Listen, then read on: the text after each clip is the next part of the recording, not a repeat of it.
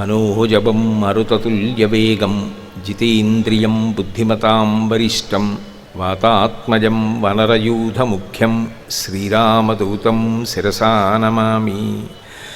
ఆపదామపహర్తారం దాతారం సర్వసంపదాం లోకాభిరామం శ్రీరామం భూయో భూయో నమామ్యహం. హరి ఓం. పరమేశ్వర స్వరూపైన సభకి నమస్కారం. సౌందర్యలహరిలో శంకరాచార్యులు వారు ఒక శ్లోకం చేశారు. ఆ శ్లోకం చేస్తూ ఒక మాట అన్నారు. రణీజిత్వా దైత్యానపహృత శిరస్త్రైః కవచిభిః విశాఖేంద్రోపేంద్రో శశివిశితకర్పూరశకలాః విలీయంతే మాతస్తవ వదనతాంబూలకపలాః అని ఆ సుబ్రహ్మణ్యుడు, ఇంద్రుడు, ఉపేంద్రుడు, విష్ణువు వీళ్ళు యుద్ధంలో గెలిచి గబగబా వచ్చి కవచం తీయడానికి సమయం పడుతుంది కాబట్టి మిగిలినవి విప్పి అవతల పారేసి పరిగెత్తుకుంటూ వెళ్ళిపోతున్నారు అమ్మ దగ్గరికి. అమ్మ ఇచ్చిన శక్తితో కదా గెలిచారు ఆదిశక్తి. యుద్ధం చేసి వచ్చిన వాళ్ళు ఎంత ఆకలిగా ఉంటారండి. అక్కడ శంకరుడు తిని వదిలిపెట్టిన విస్తరి కనపడింది. అందులో కొన్ని పదార్థాలు ఉన్నాయి. మహాప్రసాదం కదా మా తండ్రి గారిది అని వెళ్ళి కళ్ళకద్దుకుని వాళ్ళు నోట్లో వేసుకోలేదుట. ఎందుకు వేసుకోలేదు అంటే నివృత్యై చండాంశ త్రిపురహర నిర్మాల్య విముఖై. శివుడికి చెందిన నిర్మాల్యము చండీశ్వరుడికి చెందుతుంది. గుళ్ళో వదిలేయకూడదు. శివాలయంలో చండీశ్వరుడికి చూపిస్తారు. ఆయన ధ్యానంలో ఉంటాడు. ఎందుకని చిటిక వేస్తారు, తప్పట్లు అవి కొట్టారు, చిటిక వేస్తారు, చిటికల చండీశ్వరుడు అంటారు. ఆయన ధ్యానంలోంచి కళ్ళు తెరుస్తాడు. ఎందుకు చిటికేసామని. స్వామి శంకరుడికి చూపించిన ప్రసాదం ఇదిగో కొబ్బరి చెక్క ఇచ్చారు, నేను పట్టుకెడుతున్నాను. తప్పకుండా ఆయనకి చూపించి ఇంటికి పట్టుకెడతారు ప్రసాదాన్ని. గుళ్ళో వదిలేయాలి, శివాలయంలో ప్రసాదం పట్టుకెళ్ళకూడదు, ఇలాంటి ధూర్త సిద్ధాంతాలు చెప్పకూడదు. అది దేవాలయ ప్రతిష్టకి అమర్యాద. కాబట్టి నివృత్యై చండాంశ త్రిపురహర నిర్మాల్య విముఖై. సుబ్రహ్మణ్యుడు, గణపతి కూడా తినకుండా వెళ్ళిపోయారు చండీశ్వరుడికి చెందాలని. చండీశ్వరుడు ఎవరు? మనలాగే పుట్టిన సామాన్యమైన మనుష్యుడు. అపారమైన శివభక్తి చేత ప్రమదగణములలో చేరి శివనిర్మాల్యమును మొట్టమొదట పుచ్చుకోవడానికి అర్హతను పొందాడు. కాబట్టి నీ ఎందు భక్తి కలిగిన చండీశ్వరుడికి ఇచ్చావే, కొడుకు స్థానం ఇచ్చావే, నీ ఎందు భక్తి కలిగిన నాకు మాత్రం ఆ స్థానం ఎందుకు ఇవ్వవు? అందుకే నువ్వు తిన్న పళ్ళెల్లోది నేను తిన్నానన్నాడు తుర్జటి. కాబట్టి నాకు అధికారం ఉంది. అది నేను పార్వతీదేవి పట్ల, సుబ్రహ్మణ్యుడి పట్ల, గణపతి పట్ల చేసిన దోషం కాదు. నీ ప్రేమ అటువంటిది, నీ కరుణ అటువంటిది. కడుపున పుట్టిన వాళ్ళకి, కట్టుకున్న దానికి కాకుండా నిన్ను ఆరాధించిన భక్తుడికి నిర్మాల్యాన్ని ఇచ్చేసావు. అంత గొప్ప అనుగ్రహ శక్తి ఉన్నవాడివి కాబట్టి నాకు ఇచ్చావు. అందుకే స్వతంత్రంగా నేను వచ్చి తిన్నాను. ఎలా? మహాపండితుడిగా కాదు, కవిగా కాదు, అమాయకత్వం సంతరించుకున్నటువంటి చిన్న బిడ్డడిగా. భగవంతుడి దగ్గర మీకున్నటువంటి గొప్పతనాన్ని ఎలా చెప్తారు? ఇచ్చినవాడు ఆయన.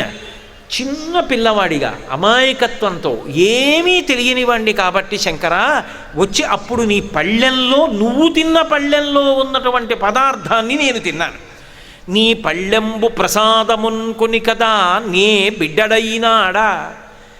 నేను నీకు బిడ్డన్నయ్యాను, అంతేకాని నీ బిడ్డడైనాడా, నీకు బిడ్డన్నయ్యాను అనలేదు. ఎందుకని అంటే తెలుగులో నేను, నాది కన్నా దగ్గరది ప్రపంచంలో ఏదీ ఉండదు. నేను అంతకన్నా గొప్పది, అంతకన్నా ప్రేమతో ఉండేది లోకంలో ఇంకోటి ఉండదు. ఏ పని లేకపోతే అద్దం ముందు కూర్చుని ఎవడి ముఖం వాడు చూసుకుంటే ఎవడికి వాడే మన్మధుడు. ఎన్ని గంటలైనా చెల్లిపోతుంది. ఎందుకని అంటే నేనన్నది ఎవరి విషయంలో వారికి అంత ప్రీతిపాత్రం. నేను కన్నా ప్రీతిపాత్రమైంది లోకంలో ఏముంటుందండి? అటు తిరిగి ఇటు తిరిగి ఏదొచ్చినా చిట్ట చివరికి నేను బాగుండాలన్న దగ్గరికే వెడుతుంది. నేను తర్వాత ప్రీతి నాది. ఏదో నదిలో కొట్టుకుపోతున్నాడు అనుకోండి, చేతిలో పట్టుకున్న బంగారు కణికల మూటైనా వదిలేస్తాడు, నాది వదిలేస్తాడు, నేను వదిలేస్తాడేంటి? ఎలాగో అలా ఈత కొడతాడు. తప్ప కొట్టుకుపోతే ఏమో, తన ప్రమేయం లేక ఇక తప్పకపోతే వదిలేయాలి తప్ప నేనుని వదులుకోవడానికి ఎవడో సిద్ధపడ్డావు. నేను, నాది బాగా దగ్గర, నువ్వు నీది బాగా దూరం. పైగా మీరు ఆలోచించండి, ఏమండి మా అబ్బాయి పెళ్ళి అన్నారనుకోండి, మీరు 2 రోజుల ముందు రావాలి సుమా అన్నారనుకోండి, ఉరుకోవాయా 2 రోజుల ముందేటి, మన ఇంట్లో పెళ్ళికి 2 రోజుల ముందేట 10 రోజుల ముందు వస్తానన్నారు అనుకోండి. మన ఇంట్లో పెళ్ళి అనేటప్పటికి దగ్గర, ఓ మీ ఇంట్లో పెళ్ళికి 2 రోజుల ముందు రావాలంటావా అన్నాను అనుకోండి, కొంచెం దూరం. నీ బిడ్డడైనాడా అన్నాడు అనుకోండి, దూరం జరిగాడు దూర్జటి. నీ బిడ్డనైనాడా దగ్గరికి జరిగాడు దూర్జటి. అక్షరం వెయ్యడంలో కూడా ఎంత జాగ్రత్త, ఎంత ఆర్ద్రత, ఎంత ప్రేమ ఒలికించాడో చూడండి. అందుకే మహాత్ముల రచనలలో ఒక అక్షరాన్ని తీయలేరు, పెట్టలేరు అన్నారు చంద్రశేఖర భారతీ మహాస్వామి వారు. కాబట్టి నే బిడ్డడైనాడా ఓ స్వామి, నేను నీకు బిడ్డనైనాను. ఇప్పుడు నేను ఎవరో కాదు, నువ్వు నా తండ్రివి. త్వమేవ మాతా చ పితా త్వమేవ త్వమేవ బంధుస్య సఖా త్వమేవ త్వమేవ విద్యా ద్రవిణం త్వమేవ త్వమేవ సర్వం మమ దేవదేవ. కాబట్టి నే బిడ్డనైనాడనోప ఇక నేనెవ్వారికిన్ బిడ్డకాన్. నువ్వు మళ్ళీ అదేమిటి అలా అంటావు, మీ నాన్నగారు ఫలానా కదా, మీ అమ్మగారు ఫలానా కదా అంటావేమో. నాకు సంబంధించినంత వరకు నా తల్లిదండ్రులు పార్వతీ పరమేశ్వరులే. నేను అలా తీర్మానం చేసేసుకున్నాను. నీ బిడ్డడైనాడా, నేను నీకే బిడ్డని, నువ్వే నా తండ్రివి. కాబట్టి నువ్వేం చేయాలి ఇప్పుడు? చిన్నపిల్లవాడికి ఏం తెలుసండి, వాడు అలా బయటికి వచ్చాడనుకోండి, కంటికి ఏది ఆకర్షణగా కనబడితే దాని వైపు వెళ్ళిపోతాడు. కంచి కామకోటి పీఠాధిపత్యం వహించిన మహాపురుషుడు చంద్రశేఖరేంద్ర సరస్వతీ స్వామి వారంతటి వారు చిన్నతనంలో బంగారు మురుగులు పెడితే కొద్దిగా జారుతూ ఉండేవి. అమ్మాయి ఇవి కొంచెం గట్టిగా ఉంటే బాగుంటుందమ్మా, జారుతున్నాయమ్మా అన్నారు అమ్మ దగ్గర. చేయిస్తాను లేరా అంది అమ్మ. ఆయన ఒకరోజు వీధిలో కూర్చుని ఉన్నారు. ఓ దొంగ వచ్చాడు. వచ్చి, బాబు చేతికి మురుగులు జారుగా ఉన్నాయే, ఊడిపోతున్నాయే, ఇస్తావా? కొద్దిగా గట్టిగా చేసి ఇస్తాను, జారిపోకుండా అన్నాడు. మహాచక్రవర్తిలా కాలు మీద కాలేసుకుని, లోకానికి కాబోయే చక్రవర్తిగా అయినా అధ్యాత్మ ప్రపంచానికి కాలు మీద కాలేసుకుని తప్పకుండా పట్టుకెళ్ళి 3 రోజుల్లో పట్టరా అన్నారు. దొంగ ఇంకెక్కడ పట్టుకొస్తాడు? నమ చోరాయిచ శిష్ప్యాయిచ భీన్యాయిచ శగత్యాయిచ పట్టుకుపోయాడు. కాబట్టి పిల్లవాడికి ఏం తెలుస్తుంది? అమాయకత్వం. కాబట్టి నువ్వేం చేయాలి? నాకు ఏది నమ్మాలో తెలియదు, ఏది నమ్మకూడదో తెలియదు, ఏది ముట్టుకోవాలో తెలియదు, ఏది ముట్టుకోకూడదో తెలియదు, ఏది పట్టుకోవాలో తెలియదు, ఏది వదిలిపెట్టాలో తెలియదు. కాబట్టి నువ్వేం చెయ్యాలి? చేపట్టంతగు పట్టిమానతగదో శ్రీకాళహస్తీశ్వర. తండ్రి ఏం చేస్తాడు? ఏదో పెద్ద తిరణాలు జరుగుతోంది. కాళహస్తీశ్వర స్వామి వారి బ్రహ్మోత్సవాలు అవుతున్నాయి, రథాలు బయలుదేరుతున్నాయి. 2 రథాలు పక్క పక్కన పెట్టారు. ముందు పరమేశ్వరుడి రథం వెళ్ళింది, ఈశాన్య దిక్కుని నిలబెట్టారు, వెనక అమ్మవారి రథం బయలుదేరుతోంది. ఓహో తండోపతండాలుగా జనం. తండ్రి చూడ్డానికి ఎడుతుంటే కొడుకు వెంటబడ్డాడు. నాన్నగారు నాన్నగారు నేను వస్తాను, నాన్నగారు నేను వస్తాను నాన్నగారిని. వాడి దృష్టి రథం మీద నిలబడుతుందా, రథంలో ఉన్న శ్రీకాళహస్తీశ్వరుడి మీద ఉంటుందా? రంగురంగుల బుడగలు, రకరకాల బొమ్మలు, గంట కొట్టి అమ్మే పీచు మిఠాయి, ఇలాంటి వాటి మీద ఉంటుంది. వాడికి అది డబ్బు ఇవ్వాలి, కొనుక్కోవాలి, వాడికి ఏం తెలుసు? వాడు ఎంతసేపు దాని దగ్గరికి వెళ్ళిపోదామని చూస్తాడు. ఆ బొమ్మల దగ్గరికో దేని దగ్గరికో వెళ్ళిపోవాలని ఉంటుంది వాడి దృష్టి. పైగా క్షణక్షణం కదిలిపోతూ ఉంటుంది. అందుకే తండ్రి ఏం చేస్తాడు? వాడు చెయ్యి అట్టుకుంటాడు. వీడేం చేస్తాడు? నాన్నగారేమో అటు చూస్తున్నారు. ఆయన నమస్కారం కూడా పెట్టే ముందు ఏం చేస్తాడంటే వీడిని ఇలా దగ్గరికి తీసుకుని 2 కాళ్ళ మధ్యలో పెట్టుకుని నమస్కారం పెట్టి మళ్ళీ ఇలా 2 చేత్తో పట్టుకుని పక్కన పెట్టుకుంటాడు. వదిలి దండం పెడితే వీడు కళ్ళు తెరిచేపటికి ఉండడం, ఎటో వెళ్ళిపోతాడు. వీడు లోకం పట్ల అంత ఆకర్షితుడైపోతాడు. చంచలమైన హృదయం ఉన్నవాడు, పసివాడు, తెలియదు పాపం. ఏది ప్రమాదమో తెలియదు, ఏది పట్టుకోవాలో తెలియదు, ఏది వదలాలో తెలియదు. తప్పిపోతే నేను ఫలానా వాళ్ళ బిడ్డని చెప్పడం కూడా వాడికి రాదు. అందుకని ఏం చేస్తాడు? తను దక్కించుకుంటాడు, తను పట్టుకుంటాడు. కొడుకు ఏం చేస్తాడు? ఆ చెయ్యి ఇలా ఇలా అంటాడు. ఎందుకురా ఇలా అంటావంటే, నేను పట్టుకుంటాను మీ చెయ్యి అంటాడు. తండ్రి అంటాడు, నా చెయ్యి నొప్పెడుతోంది అంటాడు. పైగా అలా అంటే వదులుతాడు తండ్రిని. తండ్రి అంటాడు, చెయ్యి నొప్పెట్టినా సరే వదులుగా పట్టుకుంటానులే, నువ్వు నన్ను పట్టుకోవడం కాదు, నేనే నిన్ను పట్టుకుంటానంటాడు. ఎందుకని? వాడు పట్టుకున్నాడు అనుకోండి తండ్రి చెయ్యి, తండ్రి ఏదో మంచి సంతోషంలో చూస్తూ ఎవరితోనో మాట్లాడుతున్నప్పుడు చెయ్యి వదిలి వెళ్ళిపోతాడు. తండ్రి పట్టుకున్నాడు అనుకోండి, ఎవరితో మాట్లాడుతున్నా సరే కొడుకు మీద ప్రేమ. కుండలో నీళ్లు నింపుకొని నడిచి వెడుతున్నటువంటి వనిత ఏం మాట్లాడుతున్నా కుండ కింద పడకుండా చూసుకోవడం మీద దృష్టి పెట్టినట్టే కొడుకు అటు ఇటు వెళ్ళిపోకుండా చెయ్యి మాత్రం ఇలాగే పట్టుకుని ఉంటాడు. వాడు అటు ఇటు కదిలిపోతున్నా, రే అలా ఉండు అంటుంటాడు, మధ్యలో మాట్లాడుతూ ఉంటాడు ఎవరితోటో. వాడు తండ్రి చెయ్యి నే పట్టుకుంటానంటాడు. నువ్వు నా చెయ్యి పట్టుకోవడం కాదు, నోరు పోయి నేను పట్టుకుంటాను అని ఇలాగే పట్టుకుంటాడు. దూర్జటి అంటున్నాడు, చేపట్టంతగు నా చెయ్యి బాగా పట్టుకోసమా శివ? ఎందుకో తెలుసా? ఇప్పుడు ఇన్ని మాటలు చెప్పానా? భవదంగ్రి తీర్థము భవన్ నిశ్చ్యూత తాంబూలము నీ బిడ్డడైనాడా ఇన్ని చెప్పానా? కాసేపు ఆగి గుళ్ళోంచి బయటికి వెళ్ళాక ఏమో నా దృష్టి ఎటు పోతుందో, ఎటు జారిపోతానో, ఎటు వెళ్ళిపోతానో, అలా వెళ్ళిపోకుండా నా చెయ్యట్టుకో. నేనేం చేస్తానో తెలుసా? వదిలేయి వదిలేయి వదిలేయి అంటాను. బాపట్టుకున్నావు అననుసుమా. ఎందుకంటే నేను ఏమీ తెలియని పిల్లాడిని. తండ్రి వదిలేస్తాడా? వదిలేయి అంటే నువ్వు వదలచ్చా? కాబట్టి నువ్వు వదలద్దు. ఏం చేస్తావు? పట్టిన పట్టు అలాగే పట్టేయి. అప్పుడు నేనేం చేస్తాను? అటు ఇటు పోకుండా ఉంటాను. నువ్వు నా చెయ్యి పట్టుకొని నన్ను గమ్యం చేర్చి నా క్షేమం భద్రత నువ్వు చూడు. పట్టి మానతగదో, నువ్వే కదా వదిలేయమన్నావు, అందుకు వదిలేశాను అనకు. మా నాన్నగారు అంటారా? మా నాన్నగారు అంటే దూర్జటికి శివుణ్ణేగా తండ్రి అంటున్నాడు. లౌకికంగా తండ్రి వదులుతాడా? వదలడుగా. మరి నువ్వెందుకు వదులుతావు? నువ్వు వదలకు. తండ్రి కొడుకుని ఎంత గట్టిగా పట్టుకుంటాడో అలాగే పట్టుకో. పట్టి మానదగదో శ్రీకాళహస్తీశ్వర. ఎంత గొప్ప సమన్వయం చేశాడండి! ఎంత ఆర్ద్రత, ఏమి భక్తి నిజంగా! అందులో ఎక్కడ అసలు తండ్రి కొడుకుల సంబంధం చెప్పేటప్పుడు పద్యం కొంతవరకు మాత్రమే కనపడుతుంది. ఉపచారం నోటితో చెప్పినప్పుడు పాదయోహ పాద్యం సమర్పయామి అంటే కాళ్ళు కడగండి అనే వినపడుతుంది. పూర్వాంగం నువ్వు మనసుతో అనుభవించాలి. ఈ పద్యం కూడా ఉపచారములు నువ్వు మనసుతో అనుభవించి దూర్జటి హృదయాన్ని పట్టుకోవాలి. పట్టుకుంటే ఏమవుతుంది? దూర్జటి హృదయాన్ని పట్టుకుంటే నువ్వు దూర్జటి అవుతావు. నువ్వు దూర్జటివైతే నీ చెయ్యి ఎవరి చేతిలో కెడుతుంది? కాళహస్తీశ్వరుడి చేతిలో కెడుతుంది. అప్పుడు నా జీవితం ఏమవుతుంది? భద్రమైపోతుంది. తన ఒక్కడి ప్రయోజనం కాదు, లోక ప్రయోజనాన్ని చూసి శతకరచనలో పద్యాన్ని ఇచ్చాడు. అందుకే నీ పేరున్ భవదంగ్రితీర్థము భవన్ నిష్ట్యూత తాంబూలమున్ నీ పళ్ళెంబు ప్రసాదమున్ కొని కదా నే బిడ్డడైనాడా నన్నీపాటిం కరుణింపనోపనికనే ఎవ్వారికిన్ బిడ్డగాన్ చేపట్టందగు పట్టిమానతగదో శ్రీకాళహస్తీశ్వర. బిడ్డల మీద తండ్రికి తల్లికి ఎంత ప్రేమ ఉంటుంది! విపరీతమైన ప్రేమ ఉంటుంది. వాడు చేసేది తప్పే. వాడు ఒప్పులు ఏం చేసాడు? ఇల్లు తుడిచేయడం, అమ్మకి పాత్రలు తోమేయడం, సర్దేయడం, ఇవన్నీ ఏం చేయడు. అమ్మ అన్నీ తెచ్చి గాజు సామాను అక్కడ పెట్టుకుంటే వీడెళ్ళి కింద పళ్ళెం లాగుతాడు, అన్నీ పగిలిపోతాయి. అప్పుడు మాత్రం ముందు ఏడుపు మొదలెడతాడు. అదో పెద్ద గొడవ. పోనీ పగలగొట్టేశాడు, అయిపోయింది కదా. అమ్మ కొడుతుందని ఏడుపు మొదలెడతాడు. కృష్ణ భగవానుడు అంతటి వాడు దశమస్కంధంలో ఇదే చేశాడు. స్తంభాదికంబులు తనక వడ్డంబైన అట్టట్టుని పట్టు అని వీని ఈ తప్పు సైరింపు ఇంక దొంగలబోదు నేనని ముని ముట్ట నిచ్చువాని కన్నులు గరుగంగ కాటుక కన్నులు వెడలు కన్నీటితో వెడలువాని ఆ చేతులతో తుడిచేసుకుంటూ పెద్ద అల్లరి చేసి ఏడుపు మొదలెట్టాడు.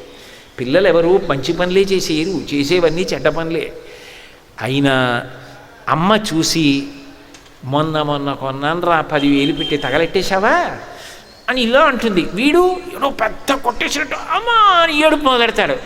అమ్మ చూసి బాధ తట్టుకోలేక కొట్టలేక వెనక్కి తిప్పి పిర్ర మీద చిన్న దెబ్బ కొట్టు వదిలేసి పోన్లే ఎన్నేళ్ళు ఎదురు చూసాం, పక్క తొక్కేవాడు సామాను పాడు చేసేవాడు రావాలని అని సంతోషంగా సామాను ఎత్తుకుంటాడు. భరించడం నీ వంతు, అల్లరి చేయడం నా వంతు, అటు ఇటు పోవడం నా వంతు, చెయ్యట్టుకోవడం నీ వంతు. వదిలేస్తే బిడ్డండి అంటారా, తండ్రిని అంటారా? రేపొద్దున్న బుద్ధి లేనివాడు తిరణాలకి తీసుకెళ్తే పోయాడండి అటు ఇటును అన్నాడు అనుకోండి తండ్రి. ఏమైనా నీకు బుర్ర ఉండద్దు, వాడికి ఏం తెలుసు, నువ్వు పట్టుకోవాలి వాడిని అంటే. వాడు వదిలే అన్నాడండి, నేను పట్టుకుంటానన్నాడు అందుకు వదిలేశానంటే ఏమైనా పిల్లలు అలా అనకపోతే నన్ను పట్టుకొని నాన్నగారు అంటాడా? బుర్ర తక్కువ మాటలు మాట్లాడకు, నువ్వు వదిలేయడం ఏమిటే అని పెద్దవాడికి గడ్డి పెడతారు. ఆ స్థితి తెచ్చుకోకు కాళహస్తీశ్వర, హెచ్చరిక. కాబట్టి చేపట్టందగు పట్టమానతగదో శ్రీకాళహస్తీశ్వర. ఏదో చేతులు కట్టుకుని భయపడిపోయి అంత దూరంలో నడిచిపోయి ఇలా ఉంగిపోయి ఇలా నోట్లు చేయడ్డేసుకుని కాదు. స్వాతంత్ర్యం, స్వేచ్ఛ. తండ్రితో కొడుకు మాట్లాడినప్పుడు అమాయకత్వం అలాగే ఉండాలి. ఏమి పద్యం అండి! ఇన్ని జన్మలు ఎత్తితే ఆ స్వాతంత్ర్యం అలా పద్యరచన చెయ్యగలగడం అంటే మాటలా? ఒకటి కాదు. ఆ శ్రీకాళహస్తీశ్వరుడు జ్ఞానప్రసూనాంబల్ని తల్లిదండ్రులుగా చూస్తూ ఎన్ని అద్భుతాలు చేశాడు. అసలు కాళహస్తీశ్వరుణ్ణి నిలబెట్టేశాడు కదండి మహానుభావుడు. అందరికీ ఆయన వేలు చూపిస్తాడు ఇలాగా, జాగ్రత్త కర్మఫల ప్రదాతనని. దూర్జటి ఆయనకి వేలు చూపించాడు. స్వాతంత్ర్యం చూపించి అన్నాడు. పిల్లాడు చూడండి, కోపం వచ్చేసింది అనుకోండి, వాడికి బుగ్గలు అదిరిపోతూ వేలు ఇలా చూపించి నాన్నగారండి అంటాడు ఇలాగా. అలా పాలున్ బొవ్వయు పెట్టదన్ కుడువరా పాపన్న రాయన్న లే లెమ్మన్న అరిటి పండ్లు కొనితే లేకున్నన్ వల్లనంటే లాలింపరే తల్లిదండ్రులప్పుడు అట్లే తెచ్చి వాత్సల్య లక్ష్మీ లీలావచనంబులన్ కుడుపరా శ్రీకాళహస్తీశ్వర. మళ్ళీ తల్లిదండ్రుల ప్రసక్తి తీసుకొచ్చాడు. అది కూడా ఎంత గారాబం చేశాడు, ఎంత అద్భుతమైనటువంటి పంట పండించాడు. అందులో కొడుకు పేరు పాపన్నట. పూర్వం పాపయ్య శాస్త్రి గారని పేరు పెట్టుకునేవారు కాబట్టి పాపాయమ్మ అని స్త్రీలు పెట్టుకునేవారు. పుట్టక పిల్లాడి పుడితే అలా పేరు పెట్టుకునేవారు. ఆ దోషం పోతుంది, ఎవరి దృష్టి దోషం పడకుండా ఉంటుంది అని. రామప్ప దేవాలయానికి వెడితే అద్భుతమైనటువంటి శిల్పకళ. కానీ ఎదురుగుండా ఉన్నటువంటి ఒక స్తంభంలో మాత్రం వంకర టింకర్లు ఎత్తుపల్లాలు ఉంటాయి. అదేమిటంటే అలా అసహ్యంగా ఆ స్తంభం ఒక్కటి అలా వదిలేశారని అడిగారు అనుకోండి, ఆ స్తంభం అలా ఉంటే చూసిన వాళ్ళు అదేమిటి అలా ఉందని చెప్పి దృష్టి దోషం తగలకుండా ఉండడానికి అలాగే కట్టారండి అంటారు. అలా భగవంతుడి విషయంలో కూడా ఎంత స్వేచ్ఛతో ఎంత దగ్గరకు వెళ్ళాడంటే ఆ దృష్టి దోషం పోవడానికి ఏదో పాప సంబంధంగా అలా పేర్లు పెడుతుండేవారు. పాపన్న ఓ కల్పితనామం ఒకదాన్ని తీసుకొచ్చాడు. దూర్జటి నీ పేరు అని మొదలుపెట్టలేదు ఈ పద్యం చెప్పినప్పుడు. ఏదో పాలున్ బువ్వయు పెట్టెదన్ అమ్మా నాన్నగారు అన్నారట, ఒరే నాన్న పాలు బువ్వ పెడతానరా కుడువరా. ఆ పద్య రచనకున్న గొప్పతనం ఏమిటో తెలుసా అండి? స్వాభావికత. అది తాను కాళహస్తీశ్వరుడితో మాట్లాడితే ఎలా ఉంటుందో పద్యం అలాగే పడిందంతే. పాలున్ బొవ్వయు పెట్టెదన్ కుడువరా పాపన్న రాయన్న లే లెమ్మన్న. శ్రీకాళహస్తీశ్వరుడు జ్ఞానప్రసూనాంబ నాకు తల్లిదండ్రులు అని చెప్పాడుగా, అందుకని చెప్పి వాళ్ళిద్దరూ వచ్చారట దూర్జడి దగ్గరికి. అప్పటికి పేరు మార్చుకున్నాడు, ఏదో పాపన్న అన్నాడు కాసేపు. వాళ్ళిద్దరు వచ్చి పాలున్ బువ్వయు పెట్టెదన్ వాళ్ళిద్దరూ చెప్పారట. ఏమని? పోని తల్లిదండ్రులు అనుకోండి కాసేపు. తల్లిదండ్రులు ఏం చేశారు? ఒరే నీకు పాలు బువ్వ పెడతాను రారా అన్నారు. ఏది తింటే వాడికి మంచిదో వాడికి తెలుసా? వాడు ఏది తింటే వాడికి మంచిదో తల్లిదండ్రులకి తెలుసా? తల్లిదండ్రులకి తెలుసు. వాడికి ఏం తెలుసు? ఏది తింటే మంచిదో తెలిస్తే మట్టి ఎందుకు తింటాడు? ఏది తింటే మంచిదో తెలిస్తే వేడి పాలల్లో చెయ్యెందుకు ఎడతాడు? వాడికి తెలియదు పాపం. కానీ వాడు ఏది తింటే వృద్ధిలోకి వస్తాడో ఆరోగ్యంగా ఉంటాడో అమ్మా నాన్నకి తెలుసు. అందుకే పాలు సమీకృత ఆహారం. పాలు అనేటటువంటివి తాగితే రోగంతో ఉన్నవాడికి కూడా కడుపు నిండి శక్తిగా ఉంటాడు. ఓ పూజ చేసుకునేవాడు పాలు తాగితే సాత్వికాహారం కాబట్టి మనసు నిలబడుతుంది. ఆఖరికి సన్యాసాశ్రమంలో ఉన్నవాళ్ళు కూడా ఆవు పాలు తాగుతారు. ఎందుకని అంటే పాలు సమీకృత ఆహారం, అందులో లేనిదేం లేదు. కాబట్టి అన్నం శరీరాన్ని దృఢంగా తయారు చేస్తుంది, మనసు దానివల్ల తయారవుతుంది. అందుకే మంచి కథలు చెప్తూ అన్నం పెడతారు తల్లిదండ్రులు. కాబట్టి పాలున్ బువ్వయు పెట్టెదన్ పాలు అన్నం పెడతాన్రా అని పాలున్ బువ్వయు పెట్టెదన్ కుడువరా పాపన్న. వచ్చి అమ్మ అందిట, ఒరే పాపన్న నీకు పాలు బువ్వ పెడతాన్రా. రాయన్న లే లెమ్మన్న. వాడు ఎక్కడో కూర్చొని ఆడుకుంటున్నాడు. లే నాన్న నీకు అన్నం పెడతాన్రా. ఇవండి తెలుగునాట సామాన్యమైనటువంటి దృశ్యాలు. అమ్మ ఓ గిన్నెలో పాలు అన్నం కలుపుకుంటుంది. ఏదో అందులో కొద్దిగా బెల్లం ముక్క ఏదో వేసి కలిపింది అనుకోండి. కలిపి వాడికి ఇంకా ఉత్సాహంగా ఉండడానికి ఏదో కాస్త ఓ యాలక్కాయ కూడా గుండ వేసి కలిపింది. కలిపి వాడి దగ్గరికి వచ్చి ఏదో వాడి దగ్గర కూర్చుని పెట్టదు, స్వాభావికంగా ఒక మాట అంటుంది, వేరే నాన్న నీకు అన్నం పెడతాందా, వచ్చేయి లేచిరా నాన్న అని ఎక్కడో కూర్చుంటుంది.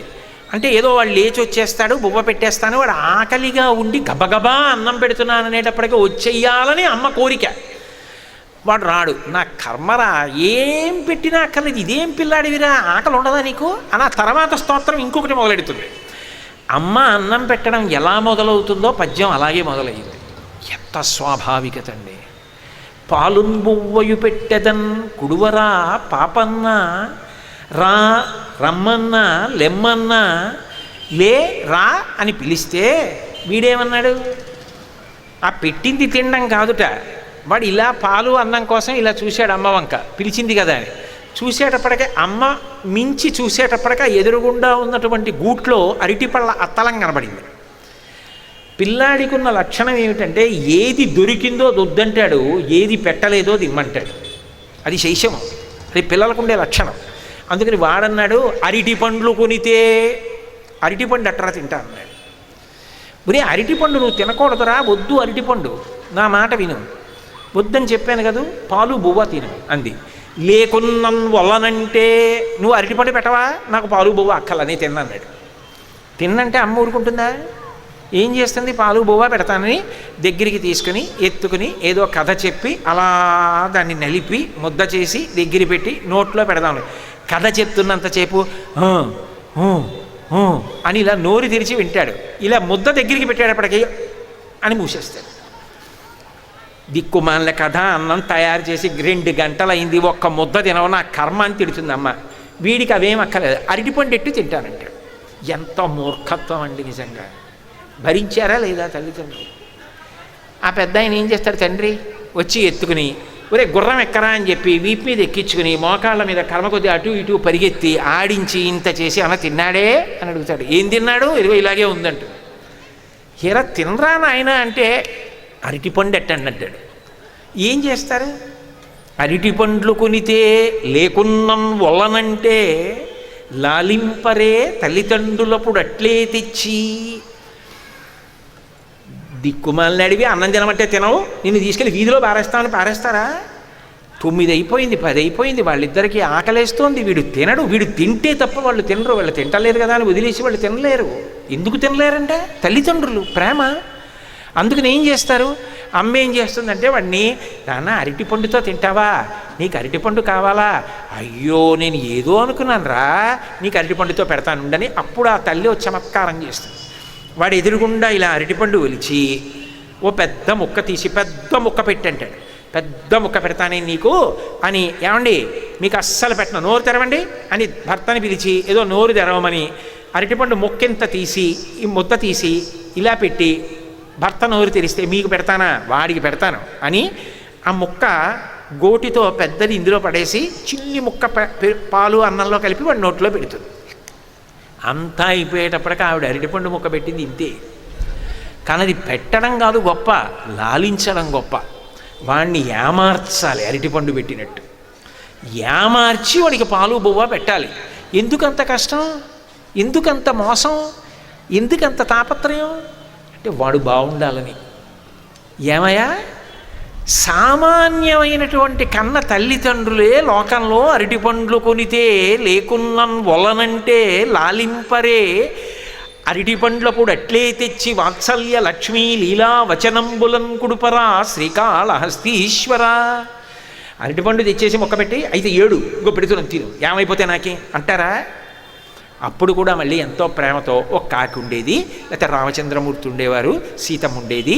కథ చెప్పి అంతా అయిపోయిన తర్వాత ఇంత అన్నం మిగిలితే అది వాడి తల చుట్టూ దిష్టి తీసేసి అమ్మయ్యా వీడి తినడం అయిపోయిందండి అని వాడి మూతి కడిగి, చూడండి తిన్న తక్కువ ఒళ్ళంతా చేసుకున్నాడని ఒళ్ళంతా తడి చేత్తో తుడిచేసేసి మళ్ళీ బట్ట తడిచిపోయింది చలిగాలిగా ఉందని వాడికి వెచ్చటి బట్టలేసి వాడిని బోర్లా పడుకోబెట్టి జోకొట్టి వాడిని నిద్రపోయిన తర్వాత దోమలు కుట్టకుండా వాడి మీద తెరబెట్టి అప్పుడు వచ్చి ఇద్దరు విస్తట్లో భోజనం వడ్డించుకున్నారు. ఎంత కష్టపడ్డారు? ఎవరు వాళ్ళు? ఒక్క నాకు తల్లిదండ్రులు, నువ్వు మీ అమ్మ, మీరిద్దరూ లోకానికంతటికీ తల్లిదండ్రులు. మరి వీళ్ళకే ఇంత ఓర్పు ఉంటే నీకెంత ఓర్పు ఉండాలి? నువ్వు ఆ తప్పు చేశావు, ఈ తప్పు చేశావు అని ఇలా వేలు చూపిస్తానంటావేంటి? చెయ్యడం మా హక్కు, పిల్లలం మన చిన్నప్పటి నుంచి చేసిందంతే. అప్పుడు ఆ తల్లిదండ్రులు భరించారు, ఇప్పుడు నువ్వు తల్లిదండ్రులు అంటున్నావు, నువ్వు భరించు. కాబట్టి ఏం చేస్తావు?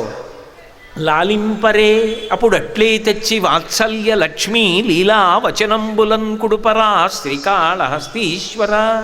ఒకవేళ నా మనసు అటు ఇటు పోయిందనుకో, అటు ఇటు తిరిగి అక్కర్లేని విషయాల వైపు గడుతోందనుకో, దానివలన చాలా ప్రమాదం, ఆత్మ నశించిపోతుంది. ఆ చేసిన పాపాలకి కోట్ల జన్మలు తిరియక్కునైపోవాలి. అప్పుడు నువ్వేం చేస్తావు? నన్ను లాలించవయ్యా, నువ్వు గురుస్వరూపానివి, నువ్వు ఏదో ఒక గురువుగారి రూపంలో మా ఊర్రా, 4 మంచి మాటలు చెప్పించు, నేను అక్కడికి వెళ్ళి కూర్చునేట్టు చెయ్యి, నా మనసు లగ్నమయ్యేట్టు చెయ్యి, నాలో మార్పు వచ్చేట్టు చెయ్యి, నేను ఆ చెడు వైపుకి వెళ్లకుండా చేసేట్టు చెయ్యి, నా మనసు మంచితో నిండేటట్టు చెయ్యి, మంచి కార్యక్రమాలు చేసేటట్టు పుణ్యాన్ని సంపాదించుకునేటట్టు చెయ్యి, ఓర్పు పట్టు. అంతే తప్ప నువ్వు అలా చేసావు, ఇలా చేసావు, అది కోరావు, తప్పులు కదా, అలా చెయ్యొచ్చా, నీ మనసు విచ్చలవిడిగా తిరగచ్చా అని అడిగితే ఎలా? వాళ్ళకే అంత వాత్సల్యం ఉంటే నీకెంత వాత్సల్యం ఉండాలి? అసలు వాత్సల్యము అన్న మాట ఎక్కడి నుంచి వస్తుంది అంటే గోవు నుంచి వస్తుంది. గోవత్సమునకు సంబంధించినది వాత్సల్యము. గోవు మాంసాహారి కాదు, అయినా దూడ మావితో పుడుతుంది. పుట్టినటువంటి దూడ ఒంటికి ఉన్నటువంటి మావిని తన నాలుకతో నాకి శుభ్రం చేస్తుంది ఆవు. దూడ ఊగిపోయేటట్టుగా నాకేస్తుంది, నాకేసి ఒళ్ళంతా తుడిచేస్తుంది, తుడిచేసి పాలిస్తుంది. దూడ ఒంటికి పట్టినటువంటి మావిని తన నాలుకతో నాకి శుభ్రం చేయడంలో ఆవుకి అంత వాత్సల్యం ఉన్నది. మళ్ళీ ఆ ప్రేమ ఎవరికి ఉంటుంది? తల్లికి ఉంటుంది. అందుకే మలమూత్రములను ఎత్తుతుంది. ఏం తెలుసు పిల్లవాడికి? మలమూత్రంబులతో మహాభయముతో మాతృస్థనాపేక్షతో చలమూర్ఖత్వముతో సదాభ్రమతతో చాంచల్య చిత్తంబుతో బరువైనట్టి కపజ్వరగ్రహ మహాబాల్యామయ శ్రేణితో కలనైనం తమ చింతలేక చెడితిన్ కామ్యార్థినై శంకర.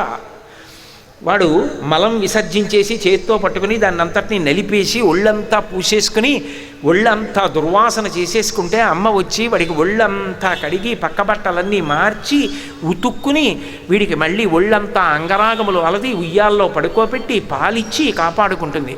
పాల చారికి చెవి దగ్గరికి వెళ్ళి లోపలికి చీమ వెళ్ళి కుట్టివాడు ఏడుస్తుంటే లోపలికి చీమ వెళ్ళిందని గ్రహించి తన చీర నోట్లో పెట్టుకుని తిరిచేసి చెవిలో పెట్టి చీమని బయటికి లాగి చెవి ఎర్రపడింది, నాన్న చచ్చిపోయాను రా నాన్న, చూడలేదు రా నాన్న అని కళ్ళంపని నీళ్లు పెట్టుకుంటుంది. మూర్ఖత్వం నాది, పరివేదన అమ్మది. వాళ్ళు నన్ను భరించలా? నేను చెడు వైపుకి వెళ్లకుండా వాళ్ళు కాపాడలా? నాకు క్షేమకరమైన వస్తువులు ఇచ్చి నేను ఆడుకునేటట్టు చేయలా? వాళ్ళు చిన్నతనంలో అలా చేయకపోతే నేను ఇలా ఉండేవాడినా?